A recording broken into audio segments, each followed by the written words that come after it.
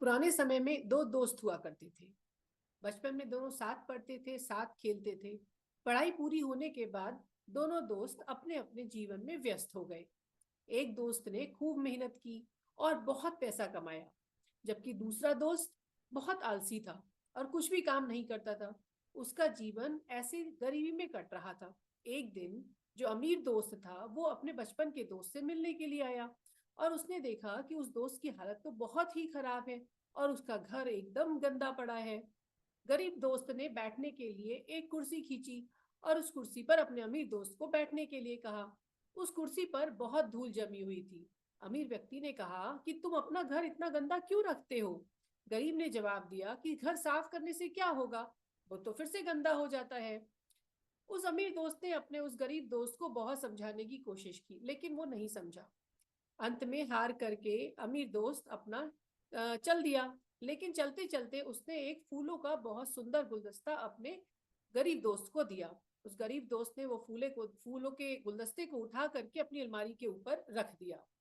उसके बाद उसके घर जब भी कोई आता था तो उसके फूलों के गुलदस्तों को देखता था और बोलता था, ये फूलों का गुलदस्ता तो बहुत ही सुंदर है, लेकिन ये अलमारी बहुत गंदी है जिसके ऊपर वो फूलों का गुलदस्ता रखा हुआ है। अक्सर लोग जब भी आते थे तो यही बोलते थे। उसने ये सुन करके सोचा, चलो ठीक है, अलमारी साफ कर देता हूँ। तो उसने फूलों के गुलदस्ते की अलमारी जिस पर वो रखा हुआ था वो साफ कर दी। उसके बाद में जब कोई आया तो उसने बोला, अरे फूलों का गुलदस्ता तो बहुत सुंदर है और ये अलमारी भी बहुत सुंदर है, लेकिन ये घर बड़ा गंदा है, यहाँ बैठने की इच्छा हमारी नहीं है। और ऐसा कह करके लोग चले जाते थे। फिर उसे बड़ी परेशानी हुई। उसने सोचा कि चलो ठीक है, मैं ये दीवार भी साफ कर देता हूँ जो जिसके पास में ये अलमारी रखी हुई है। उसने धीरे धीरे करके वो अलमारी के पास की दीवार साफ कर दी। अब जो लोग आते थे घर में वो उसी कोने में बैठना पसंद करते थे जहां पर वो अलमारी थी, उसके ऊपर फूलों का गुलदस्ता था और उसके पास की साफ दीवार थी। अब जब भी कोई आता था वहां उस कोने में ही बैठना चाहता था।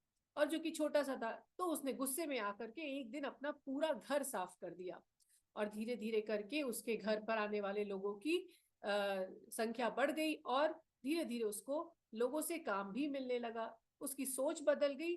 तो कभी कभी ऐसा होता है कि हमारी एक छोटी सी आदत से हमारी पूरी सोच बदल जाती है, हमारे काम बनने बनने लगते हैं, हमारी बाधाएं दूर हो जाती हैं और हमारा जीवन सफल हो जाता है।